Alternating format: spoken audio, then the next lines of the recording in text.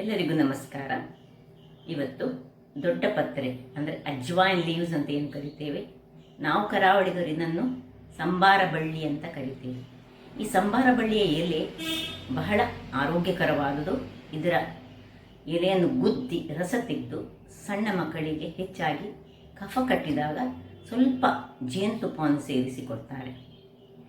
ಆರೋಗ್ಯಕ್ಕೆ ಉತ್ತಮವಾಗಿರುವಂತಹ ಈ ಒಂದು ಎಲೆ ದೊಡ್ಡವರಿಗೆ ಸಹ ಬಹಳ ಉತ್ತಮ. ಹಾಗಾಗಿ ನಾವು ಇದನ್ನು ಚಟ್ನಿ ಪುಡಿಯ ಅಥವಾ ಇದರ ಸಾರ ಏನಾದರೂ ಮಾಡಿ ತಿಂದರೆ ಈ ಚಳಿಗಾಲದಲ್ಲಿ ಬರುವಂತಹ ಕೆಮ್ಮು, ಶೀತ, ಕಫ ಎಲ್ಲ ಮಾಯ ಆಗ್ತದೆ, ಅಥವಾ ನಮಗೆ ಬರುವುದೇ ಇಲ್ಲ.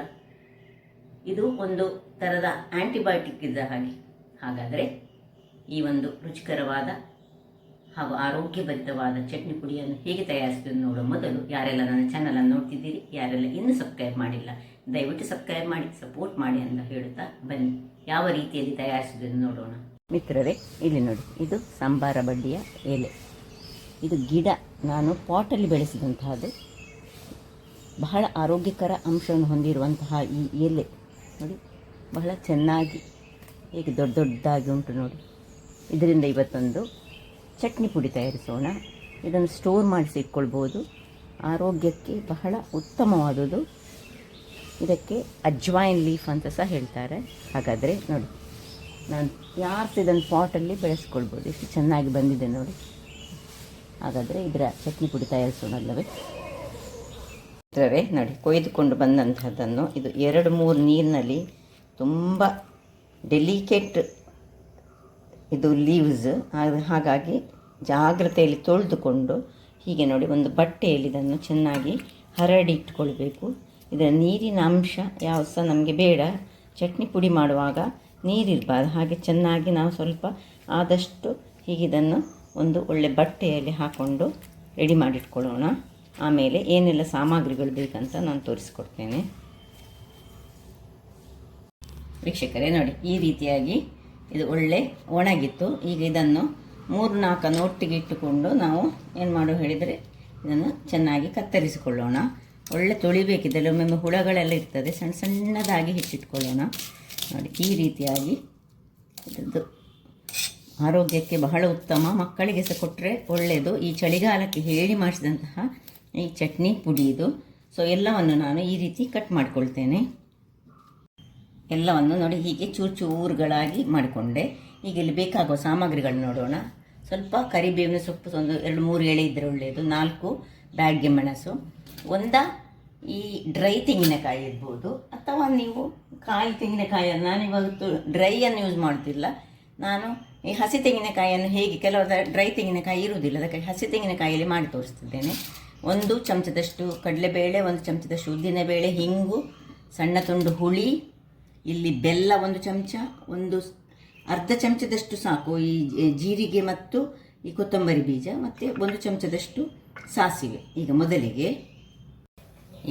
ಒಂದು ಬಾಣಲೆಯನ್ನು ಉಡಿಸ್ಕೊಂಡಿದ್ದೇನೆ. ಇದು ಬಾಣಲೆ ಬಿಸಿ ಆಗುವಾಗ ನಾವು 1 ಚಮಚದಷ್ಟು ಎಣ್ಣೆ, 1 ಚಮಚ ಸಾಕು.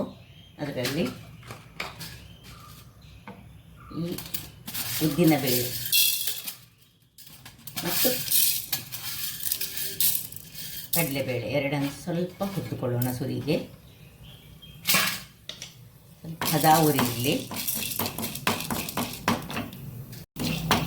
ಇದೀಗ ಸ್ವಲ್ಪ ಕಲರ್ ಚೇಂಜ್ ಆಗುವಾಗ ಸ್ವಲ್ಪ ಇದರ ಅರ್ಧದಷ್ಟು, ಎಲ್ಲ ಬೇಡ, ಅರ್ಧದಷ್ಟು ಕರಿಬೇವಿನ ಸೊಪ್ಪನ್ನು ಹಾಕೊಂಡಿದ್ದೇನೆ. ಇನ್ನು ಮೆಣಸು, 4 ಮೆಣಸು ಇಟ್ಟುಕೊಂಡಿದ್ದೇನೆ ನಾನು. 4 ಮೆಣಸು ಹಾಕ್ಕೊಳ್ತಿದ್ದೇನೆ.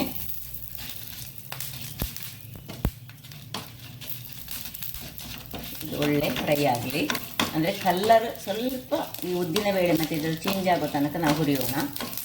ಇದಕ್ಕೆ ಜೀರಾ ಒಂದು ಅರ್ಧ ಚಮಚ ಸಾಕು, ತುಂಬ ಜೀರಾ ಹಾಕಲಿಕ್ಕೆ ಹೋಗಬೇಡಿ. ಇವನ್ ಅರ್ಧ ಚಮಚದಷ್ಟು ಕೊತ್ತಂಬರಿಯ ಬೀಜ, ಹೆಚ್ಚು ಬೇಡ. ಇದು ಇದರಲ್ಲಿ ಫ್ರೈ ಆದ ಕೂಡಲೇ ಆಯಿತು. ಇಷ್ಟನ್ನು ಚೂರು ಫ್ರೈ ಮಾಡಿಕೊಂಡು ಆಫ್ ಮಾಡಿಕೊಳ್ಳೋಣ. ಈಗ ಇದನ್ನು ತಣ್ಣಗಾಗಿ ಬಿಡೋಣ.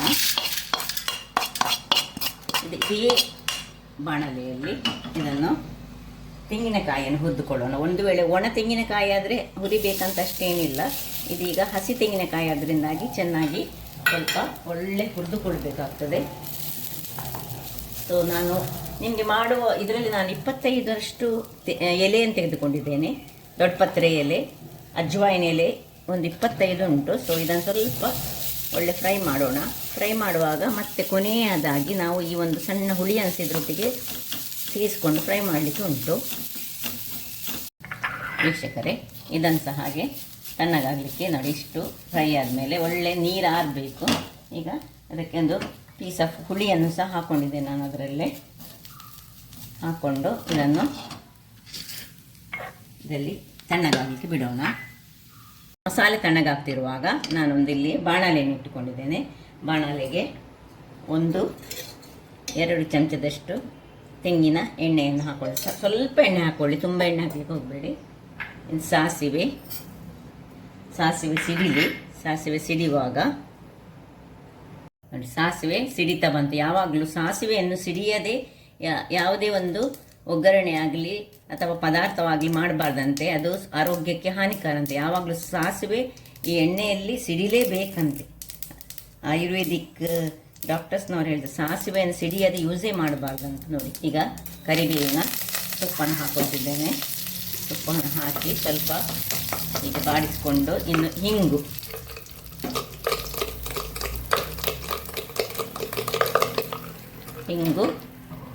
ಆಮೇಲೆ ಏನು ನಾವು ಕಟ್ ಮಾಡಿಟ್ಟುಕೊಂಡಿದ್ದೇವೆ ಅದನ್ನು ಇದರಲ್ಲಿ ಹಾಕ್ಕೊಳ್ಳೋಣ. ಸಣ್ಣದಾಗಿ ಕತ್ತರಿಸ್ಕೊಂಡಿರಬೇಕು. ಅದು ಸಣ್ಣದಾಗಿ ಕತ್ತರಿಸಿದ್ರೆ ಮಾತ್ರ ಚೆನ್ನಾಗಿ ಬರೋದು. ನೋಡಿ, ಇದನ್ನು ಒಳ್ಳೆ ಇದರಲ್ಲಿ ಫ್ರೈ ಮಾಡ್ಕೊಳ್ಳೋಣ. ನೋಡಿ, ಒಂದೊಂದು ಹೀಗೆ ಕಟ್ ಮಾಡುವಾಗ ನಡುವಲ್ಲಿ ಉಳಿದು ಹೋಗಿದೆ, ಅಲ್ಲಿ ನೋಡಿ ಕಟ್ಟಿಂಗ್ಸ್ ಉಂಟು. ಇದನ್ನು ಅಲ್ಲಿ ಕೈಯಲ್ಲಿ ಹೀಗೆ ಕಟ್ ಮಾಡ್ಕೊಳ್ಳಿ. ಪುಡಿ ಆಗಬೇಕು. ಅದು ಆದಷ್ಟು ಸಣ್ಣದಾಗಿ ಹೆಚ್ಚಿಟ್ಕೊಳ್ಬೇಕು. ಇದನ್ನು ಇದರಲ್ಲಿ ಸಣ್ಣ ಉರಿಯಲ್ಲಿ ಇದರಲ್ಲಿ ಫ್ರೈ ಮಾಡ್ಕೊಳ್ಳೋಣ. ಇದೀಗ ಫ್ರೈ ಆಗ್ತಾ ಇರುವಾಗ ಇದು ಸಣ್ಣದಾಗಿ ಉರಿಯಲ್ಲಿ ಇಟ್ಕೊಳ್ಬೇಕು. ನೋಡಿ, ಇದು ಒಳ್ಳೆ ಇದರ ನೀರಿನ ಪಸೆ ಎಲ್ಲ ಹೋಗಬೇಕು. ಅಷ್ಟೊತ್ತಿಗೆ ನಾವು ಇಲ್ಲಿ ತಣ್ಣಗಾದಂತಹ ಈ ಹೀಗೆ ಮಸಾಲೆಯನ್ನು ಒಂದು ಸರ್ತಿ 1-2 ಗ್ರೈಂಡರ್ ಮಾಡಿ ತರುವ, 1-2-3 ಸುತ್ತಾಗಿ ಮತ್ತೇನು ಮಾಡಬೇಕಂತ ಹೇಳ್ತೇನೆ. ಇಷ್ಟು ಗ್ರೈಂಡ್ ಆಗುವಾಗ ನೋಡಿ, ಹದಾದಲ್ಲಿ ಗ್ರೈಂಡ್ ಆಯಿತು. ಈಗ ಈ ಹುಳಿ ಮತ್ತು ಏನು ತೆಂಗಿನ ತುರಿ ಫ್ರೈ ಮಾಡಿದಂಥದ್ದು ಇದನ್ನು ಸಹ ಹಾಕೊಳ್ಳೋಣ. ಇದಕ್ಕೆ ಹಾಕೊಂಡು 1-2-3 ಸುತ್ತು ತೆಗೆದುಕೊಂಡು ಗ್ರೈಂಡ್ ಮಾಡಿಕೊಂಡು ಬರ್ತೇನೆ. ವೀಕ್ಷಕರೇ ನೋಡಿ, ಈ ರೀತಿಯಾಗಿ ಪೌಡರ್ ಆಗಿ ಬಂತು. ನೋಡಿ, ಇಲ್ಲಿ ಇದಕ್ಕೆ ನೋಡಿ ಏನು ಚೆನ್ನಾಗಿ ಸಣ್ಣ ಉರಿ ಇದ್ದದನ್ನು ಸ್ವಲ್ಪ ದೊಡ್ಡ ಉರಿ ಮಾಡಿಕೊಳ್ಳಿ. ರುಚಿಗೆ ತಕ್ಕಷ್ಟು ಉಪ್ಪನ್ನು ಹಾಕೊಳ್ಳೋಣ ಇದಕ್ಕೆ. ಇದು ಮತ್ತು ಚಟ್ನಿ ಪುಡಿಗೆ ಬೇಕಿದಷ್ಟು ಉಪ್ಪನ್ನು ಹಾಕ್ಕೊಳ್ಬೇಕು. ನೋಡಿ, ಇನ್ನು ಬೆಲ್ಲ,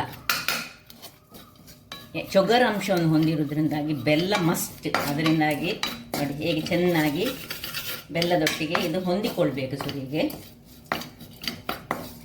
ವೀಕ್ಷಕರೇ, ಇದು ನೋಡಿ ಈಗ ಡ್ರೈ ಆಗಿ, ಎಷ್ಟು ಡ್ರೈ ಆಯಿತು ಹೇಳಿದರೆ ಇದು ಈ ರೀತಿಯಾಗಿ ಇದನ್ನು ಡ್ರೈ ಆಗಬೇಕು. ಆಗ ಎಲೆ ತುಂಬ ಇದ್ದ ಎಲೆ ನೋಡಿ, ನಾನು 25 ಎಲೆ ತೆಗೆದುಕೊಂಡಿದ್ದೇನೆ. ಈ ರೀತಿಯಾಗಿ ಇದು ಪೂರ್ತಿ ಡ್ರೈ ಆಗಬೇಕು. ಡ್ರೈ ಆದಮೇಲೆ ನಾವು ಏನು ಪ್ರಿಪೇರ್ ಮಾಡ್ಕೊಂಡಿದ್ದೇವೆ ಪೌಡರ್, ಇದನ್ನು ಇದಕ್ಕೆ ಹಾಕೊಳ್ಳೋಣ.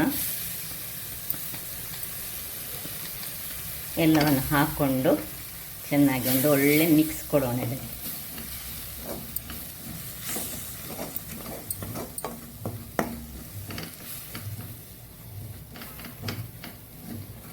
ಇನ್ನು ಆಫ್ ಮಾಡ್ಕೊಳ್ತಿದ್ದೇನೆ. ಅದರ ಬಿಸಿಯಲ್ಲಿ ಅದು ಚೆನ್ನಾಗಿ ಇದು ಒಂದು ಟೈಪ್ ಆಫ್ ಫ್ರೈ ಅದರ ಬಿಸಿಯಲ್ಲೇ ಆಗಬೇಕು. ಆಫ್ ಮಾಡಿಕೊಂಡು ಇದನ್ನು ಚೆನ್ನಾಗಿ ಹೀಗೆ ತಿರುಗಿಸ್ಕೊಳ್ಬೇಕು. ಎಷ್ಟು ಘಮಿಸುವಂತಹ ಸಂಬಾರ ಬಳ್ಳಿ ಅಂದರೆ ದೊಡ್ಡ ಪತ್ರೆ, ಅಜ್ವಾಯಿನ್ ಲೀಫ್ ಅಂತ ಏನು ಕರಿತೇವೆ, ಅದರದ್ದು ಪುಡಿ ಪಲ್ಯ ಅಂತ ಸಹ ಹೇಳ್ಬೋದು, ಚಟ್ನಿ ಪುಡಿಸ್ ಅಂತ ಹೇಳ್ಬೋದು, ಏನು ಕರಿಬೋದು. ಬಹಳ ಚೆನ್ನಾಗಿ ಬರ್ತದೆ. ಉಪ್ಪೆಲ್ಲ ಸರಿ ಉಂಟಂತ ನೋಡಿಕೊಂಡ್ರೆ ಆಯಿತು. ಈಗ ರೆಡಿ ಆಯಿತು. ಈಗ ಇನ್ನು ಸರ್ವ್ ಮಾಡೋಣ. ಎಷ್ಟು ಡ್ರೈ ಆಗಿ ಏನು ಚೆನ್ನಾಗಿ ಬಂತು ನೋಡಿ. ಎಷ್ಟು ದಿವಸ ಸಹ ಇದನ್ನು ನಾವು ಇಟ್ಕೊಳ್ಬೋದು. ಆರೋಗ್ಯಕ್ಕೆ ಸಹ ಉತ್ತಮ. ಬಾಟಲಲ್ಲಿ ಹಾಕಿ, ಅದು ಸಹ ಗಾಜಿನ ಬಾಟಲಲ್ಲಿ ಹಾಕಿ ಇಟ್ಕೊಳ್ಬೇಕು ನೋಡಿ. ಈ ರೀತಿಯಾಗಿ ಬರ್ತದೆ. ಇವತ್ತು ನಾನು ದೋಸೆ ಮಾಡಿದ್ದೆ ನೋಡಿ. ಇದಕ್ಕೆ ಬಹಳ ಚೆನ್ನಾಗಿ ಬರ್ತದೆ, ಬಹಳ ರುಚಿಕರ ಸಹ ನೋಡಿ ಹೇಗೆ ಉಂಟು.